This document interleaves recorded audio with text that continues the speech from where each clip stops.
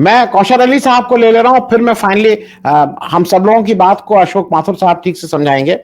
कौशल अली साहब, दो चीजें मैं आपसे, एक तो अभी एक स्टेटमेंट अब बीजेपी वाले कह रहे हैं, मतलब मोदी जी का भी आया कि 20 साल के परफॉर्मेंस को वो 2002 से ही मान रहे हैं कि जैसे भारत को बहुत से लोग ये मानते हैं कि 2014 में आजादी मिली, उसी तरह से मोदी जी भी 2002 से ही मान रहे हैं कि गुजरात में जो कुछ हुआ वो 2002 से ही शुरू हुआ।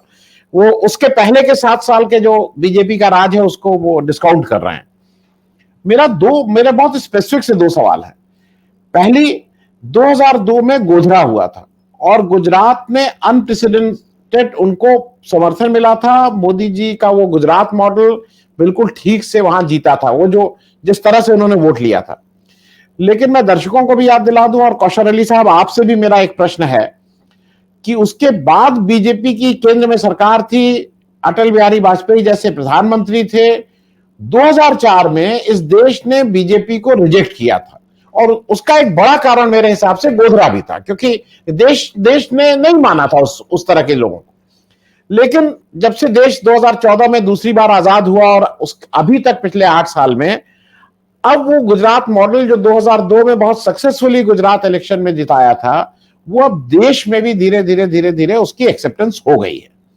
दूसरी बात, मुझे मेरे दर्शकों को भी ये ताज्जुब होगा जो लोग गुजरात नहीं गए हैं कि गुजरात अकेला एक ऐसा देश है, एक ऐसा प्रदेश है जहां पे गुजरात मॉडल का मतलब कि हिंदू की आबादी अलग, मुसलमान की आबादी अलग, हिंदू और मुस्लिम क्षेत्र हैं।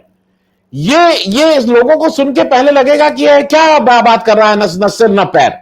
लेकिन आप वहां के हैं, आप जरा इसकी तायीद करिएगा और बताइएगा ये कैसे हो सकता है। हम लोग के लिए सोचना समझना मुश्किल है। मैं, अशोक माथुर साहब, हम लोग वो राजस्थान रहते हैं, मैं उत्तर प्रदेश रहता हूं, ब्रजेश जी दिल्ली रहते हैं, कि वहां पे जैसा मुझे बताया गया है कि लाइन खींची हुई, इसके आगे ये मुस्लिम बाहुल, ये हिंदू बाहुल।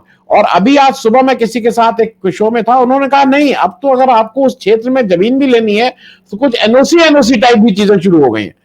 तो जरा इस गुजरात मॉडल के बारे में कौशल अली साहब बताइए कि इसके बिना पे बीजेपी को कैसे वोट मिल रहा है। कौशल अली साहब। आनंद जी, सबसे बड़ी बात यह है कि जो बॉर्डर लाइन खींची गई है उसकी शुरुआत जनसंघ के टाइम पे हुई थी। जनसंघ के कुछ बड़े नेता जो बाद में बीजेपी में जाके बड़े नेता हुए हैं, जनसंघ के वक्त गुजरात में लतीफ गैंग और वहाब गैंग का दौर चलता था। चिमन भाई पटेल के मुख्यमंत्री थे और तब उसका एक लाडला डॉन हुआ करता था। जिस तरह से बॉम्बे में दाऊद था, उस तरह से गुजरात में लतीफ था। तो कई लोग सामने तो नहीं बताते, लेकिन जनसंघ के टाइम पर स्टैबिंग करने का पैसा दिया जाता था। आप मुस्लिम को मारो या गैर मुस्लिम को मारो, स्टैबिंग करो ताकि जो मौजूदा सरकार है वो उसको डिफेंड ना कर पाए और धीरे धीरे धीरे पोलराइजेशन हो। क्योंकि गुजरात में बहुत ही ज्यादा दंगे हुए हैं। 69 में हुआ है, 85 में हुआ है, 92 में हुआ है और 2002 में हुआ है। बहुत ज्यादा मसेकर हुए हैं। 92 से पहले जो दंगे हुए थे वहां मीडिया इतना ज्यादा नहीं था, इसलिए लोगों को पता नहीं कि कितने लोग मर चुके हैं। 69 के दंगों के अंदर तो एक पूरी ट्रेन को, अजमेर जाने वाली ट्रेन को पूरा जला दिया गया था। लेकिन बहुत सारे सिल्वर लाइन भी हैं। यहाँ पर कम्युनल हार्मनी के प्रोग्राम होते रहते हैं। लेकिन इस चीज को भुनाने में, ये जो 4 दंगों में इतना यूज किया गया वो डॉन लोगों को, कि इतना खौफ भी डाला गया कि लोग, जो व्यापारी आते थे अहमदाबाद में खरीदी करने के लिए, वो शाम को रुकते नहीं थे क्योंकि वो डॉन लोगों का इतना खौफ था, हिंदुओं में भी और मुसलमानों में। लेकिन जनसंघ ने उसको अच्छी तरह से अपनी तरफ हिंदुओं को ले गए, इनका चेहरा दिखा दिखा कर। और लतीफ ने अहमदाबाद में 5 जगह से चुनाव लड़ा डॉन ने, और वो 5 जगह से चुनाव जीत गया। तब से जन बीजेपी का उभार होना शुरू हो गया। वो इनडायरेक्टली तो वो जनसंघ और आरएसएस के लोगों से ही मिले हुए थे, क्योंकि सरकार में होने के बाद भी लतीफ और वहाब के गैंग गुंडाई करते थे और उनका फायदा मिलता था। उसके बाद में केसूभाई की सरकार भी बनी। शंकर सिंह वाघेला की सरकार जो अलग होके उन्होंने राजपा और कांग्रेस के साथ गठबंधन करके सरकार बनाई, उस वक्त लतीफ का एनकाउंटर हुआ। लेकिन ये सारी चीजों को आप टोटल में देखेंगे तो इन सबका सबसे बड़ा बेनिफिशियरी रहा बीजेपी। मोदी तो जब आए तब बीजेपी ऑलरेडी यहाँ एस्टेब्लिश हो चुकी थी। मोदी साहब ने तो कब्जा किया है पार्टी पर। कब्जा करने के बाद फिर वो वक्त आने पर हिंदू हृदय सम्राट बने, और फिर आगे जाके एक्सेप्टेबिलिटी बढ़ाने के लिए उन्होंने प्रवीण तोगड़िया के सीने पे जो हिंदू हृदय सम्राट का तमगा था वो भी छीन लिया, और आगे वक्त आने पर फिर वो विकास पुरुष भी बन गए। तो इसके अंदर हरेन पंड्या से लेके जस्टिस लोया तक बहुत सारे लोगों ने कुर्बानी दी है बीजेपी को इतना मास विक्ट्री के लिए। कोई बोलता नहीं है ऑन कैमरा, सब डरते हैं। लेकिन दूसरी लाइन आपने जो बोली कि हिंदू कोई मुस्लिम एरिया में मकान नहीं खरीद सकता और मुस्लिम कोई हिंदू एरिया में मकान नहीं खरीद सकता, वहां यहाँ पर एक डिस्टर्ब एरिया एक्ट अशांत धारा करके कानून है, जिसकी वजह से मुस्लिम हिंदू के एरिया में और हिंदू मुस्लिम के एरिया में मकान नहीं खरीद सकता। अगर खरीदना है उसको तो कलेक्टर की परमिशन लेनी पड़ेगी, और ऐसा होता नहीं है। कोई आदमी, कोई नॉन मुस्लिम किसी मुस्लिम को मकान बेचना चाहे तब भी वो बेच नहीं सकता। यहाँ पे पिछले 2-3 साल पहले पालड़ी एरिया में वर्षा फ्लैट करके एक स्कीम बना था जिसमें मुस्लिमों के लिए बनाया गया था। तो बजरंग दल और विश्व हिंदू परिषद के गुंडों ने जाके वहां बहुत बवाल किया था कि ये कॉलोनी बसनी न चाहे। बीजेपी, आरएसएस और विश्व हिंदू परिषद और बजरंग दल का जो काम है और भाजपा का जो पॉलिटिकल खेल है, उसके अंदर यही है कि हिंदू अलग रहें और मुस्लिम अलग रहें। अगर एक हो जाएंगे तो बीजेपी दूसरे ही दिन हार जाएगी, कोई भी मैदान वो जीत नहीं पाएगी। क्योंकि 27 साल में बीजेपी ने कोई ऐसा बुनियादी काम नहीं किया है। और जो बात बोल रहे हैं 2002 से पहले ही गुजरात बना था, जो अभी स्टेटमेंट चल रहा है गुजरात बनाया, लेकिन माधव सिंह सोलंकी जो गुजरात के मुख्यमंत्री थे और जिन्होंने रिकॉर्ड बनाया था सबसे ज्यादा सीट जीतने का और सबसे कम सीट जीतने का, वो दोनों ही माधव सिंह सोलंकी के नाम पर है। माधव सिंह सोलंकी ने इतनी जीआईडीसी गुजरात में बनाई थी, इंडस्ट्रीज एरिया, ताकि लोगों को यहाँ पर रोजगार मिलने लगा और बिजनेस बढ़ने लगा, फैक्ट्रीज लगने लगी। इससे पहले सब कुछ महाराष्ट्र में था, जो गुजरात का पहले हिस्सा था, बाद में जाके अलग हुआ। तो माधव सिंह सोलंकी विजनरी था, जिसने हर डिस्ट्रिक्ट में जीआईडीसी लगवाई और बिजनेस को प्रमोट किया, ताकि लोगों के पास में पैसा आने लगा, जॉब्स मिलने लगे और खुशहाली आई। मोदी साहब ने तो सब यहाँ 2001 के बाद आने के बाद वो हिंदू हृदय सम्राट का तमगा लेकर वो पूरे देश में धीरे धीरे एक्सेप्टेंसी उनकी बढ़ाई। लेकिन आपकी बात वो भी सही है कि गोधरा कांड ही था जिससे 2004 में बीजेपी की सरकार गई, और 2014 में विकास पुरुष बनने के बाद मोदी ने बीजेपी को कैप्चर करके, पार्टी के कब्जा करके न पूरा जो धन पशु लोग हैं, कैपिटलिस्ट, उनके सहारे ये सरकार बनाई। तो दोनों तीनों चीजें आप जो बोल रहे हो, आपकी बात सही है। लेकिन अभी जो 2022 का जो चुनाव है, उसमें जो सबसे अच्छी बात यह है कि अरविंद केजरीवाल ने इस पॉलिटिक्स को बिल्कुल बीजेपी को उसी के मुंह पे मार दिया है। और सबसे अच्छी बात ये बनी कि नुपुर शर्मा ने जो ब्लंडर किया, उस वजह से जो इंटरनेशनली इनकी थू हो गई, और इस वजह से इस चुनाव से पहले इन्होंने 2 डिस्ट्रिक्ट के अंदर ऐसा माहौल पैदा करने की कोशिश किया ताकि हिंदुओं को डराया जा सके, डीसा और खेड़ा डिस्ट्रिक्ट में। अगर नुपुर शर्मा ने जो ब्लंडर नहीं किया होता तो इलेक्शन से 5 महीने पहले मुझे लगता है कि ये आतंकवादी भी गुजरात में आ जाते। जैसे हर चुनाव में गुजरात के चुनाव में मोदी जी को मारने वाले लोग आ जाते थे और कहीं पे बॉम्ब प्लांट हो जाते थे, 200 बॉम्ब मिलते थे, तो वो सारी चीजें ये अभी कर नहीं पाए।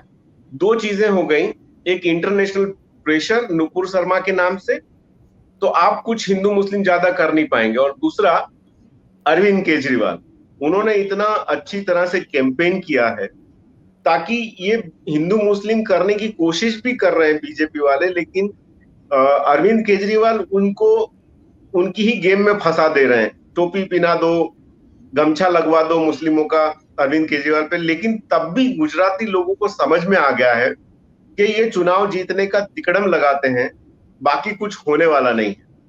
और दूसरी बात है कि गुजरात के अंदर 2 करोड़ लोग बीपीएल वाले हैं, 6.5 करोड़ लोगों में, और अरविंद केजरीवाल की जो गारंटी है वो गारंटी उन तबकों में जा चुकी है। अब 6.5 करोड़ में 2.25 करोड़ लोग, इसका मतलब है 25 से 30% लोग जो हैं वो बीपीएल रेखा के नीचे हैं, वो बीजेपी को क्यों वोट देंगे? वो कांग्रेस को वो वोट इसलिए नहीं देंगे कि 27 साल से बीजेपी को वो हरा नहीं सके हैं।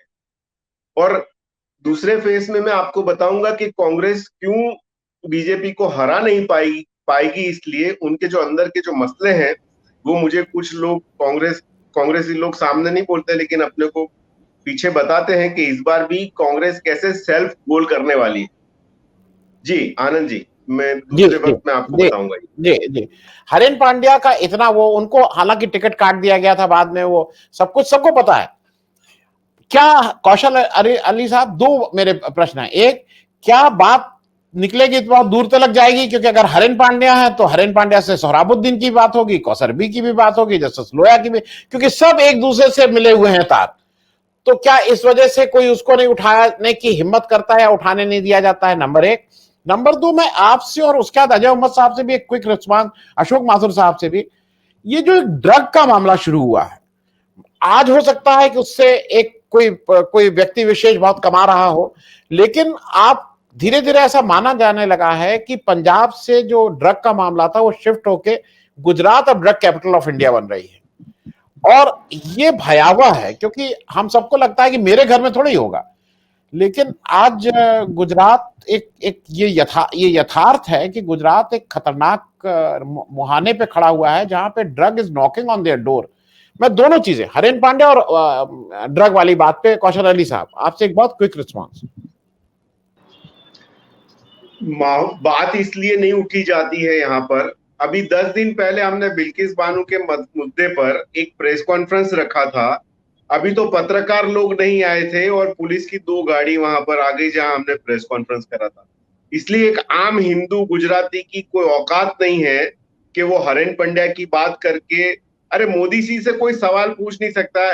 इतने धरखम बड़े, यानी बड़े बड़े पत्रकार होने के बाद भी गुजरात के अंदर उन पत्रकार ने आखिरी बार नरेंद्र मोदी से कब सवाल पूछा था, उन्हीं को पता नहीं होगा। नहीं इसीलिए देश में, अगर अरे पत्रकारों की नहीं नहीं हिम्मत नहीं, नहीं है। कौशल अली साहब, गुजरात नहीं, जी, देश में कब आखिरी बार किसी पत्रकार ने पूछा था सवाल? ये भी गुजरात क्यों, वो तो ऑल इंडिया पे बात कर लीजिए, इस देश में नहीं कब नहीं, पूछा था? पर गुजरात पे तो इन्होंने 2002 के बाद से शासन किया है ना, वो तो जी जी 2014 से गए हैं। तो जी। गुजराती पत्रकारों ने वो आदत डाली होती सवाल पूछने की, तो गुजरात के बाहर के पत्रकार भी सवाल पूछ पाते। लेकिन अभी जो उमर साहब ने एक बात बोली कि अरविंद केजरीवाल मुसलमानों के सवालों पे कुछ रिएक्ट नहीं करते। अरे अरविंद केजरीवाल आईआईटी से पढ़ा समझदार आदमी है। गुजरात के कांग्रेस जैसे धन पशु जो बोल नहीं पाते, कर नहीं पाते, कोई आइडिया नहीं है, कोई आईक्यू लेवल नहीं है, अरविंद केजरीवाल ने जो किया है बहुत ही स्मार्ट प्ले किया है। क्योंकि उसका एक एमएलए, दलित एमएलए वहां दिल्ली में, मैं ब्रह्मा महेश विष्णु को नहीं मानूंगा, ये शपथ लेता है, और वो आकर यहाँ पर बुद्ध, अरविंद केजरीवाल को बुद्ध बनाना चाहिए था, लेकिन उसको मुसलमान बना के टोपी पहनाया। इसीलिए वो स्मार्ट आदमी है। अगर वो बिल्किस बानो का मुद्दा हो या यूसीसी का मुद्दा हो, अगर एक स्टेटमेंट, क्योंकि बीजेपी ने काफी पत्रकार मनीष सिसोदिया और अरविंद केजरीवाल के पीछे लगा रखे थे, जो हमको पता है कि ये बीजेपी का पत्रकार है, जो सवाल पूछ रहा है वो ट्रैप में फंसा रहा है। लेकिन अरविंद केजरीवाल और मनीष सिसोदिया ये ट्रैप में नहीं फंसे। अगर ये जो उमर साहब बोल रहे हैं ना कि वो जवाब दे देते ज्यादा सेक्युलर बनने की क्या जरूरत है, हर एक मुसलमानों की भी बात होनी चाहिए, लेकिन अगर इन्होंने एक सेंटेंस भी बोल दिया होता तो बीजेपी जीत जाने वाली थी। अरविंद केजरीवाल ने यहां आकर बीजेपी को इतना बड़ा चैलेंज दिया है कि मुसलमानों का वोट जाने से रोका है। अगर मुसलमानों का वोट भी अरविंद केजरीवाल के पास चला जाता है और वो गैर मुस्लिमों का वोट इधर ले नहीं पाते हैं और पाटीदार का वोट बीजेपी में से आम आदमी में शिफ्ट नहीं होगा तो 125 से 135 सीट बीजेपी जीत जाएगी। इसलिए ये तो स्मार्ट प्ले है। और अब रहा ड्रग्स का मामला, तो हिंदू गुजरात के अंदर अदानी पोर्ट पे 75,000 किलो का ड्रग्स आ चुका है और 1 लाख करोड़ से ज्यादा का ड्रग्स आ गया, लेकिन अभी तक कोई गिरफ्तारी नहीं, कोई पूछताछ अदानी को अभी तक बुला के पूछा भी नहीं है कि भाई ये तुम्हारे पोर्ट में हो रहा है तो तुम यानी एक बार समझ भी नहीं किया, सवाल पूछने की हिम्मत क्या करेंगे। और दूसरी बात कि अभी मुसलमानों का वोट जो बोला जा रहा था, अभी ब्रिजेश साहब भी बोल रहे थे, उमर साहब भी बोल रहे थे कि कांग्रेस के साथ में इंटैक्ट रहेगा। मुसलमानों का वोट किसी के साथ में इंटैक्ट नहीं रहने वाला, ना आम आदमी पार्टी ना कांग्रेस। जहां पर आम आदमी पार्टी का कैंडिडेट बीजेपी को हराएगा तब मुसलमान का विवेक बोलेगा कि अब हमको अरविंद केजरीवाल के कैंडिडेट को वोट देना है।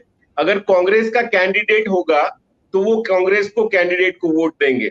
मुसलमान कोई कांग्रेस का बंधियारू वोटर नहीं है।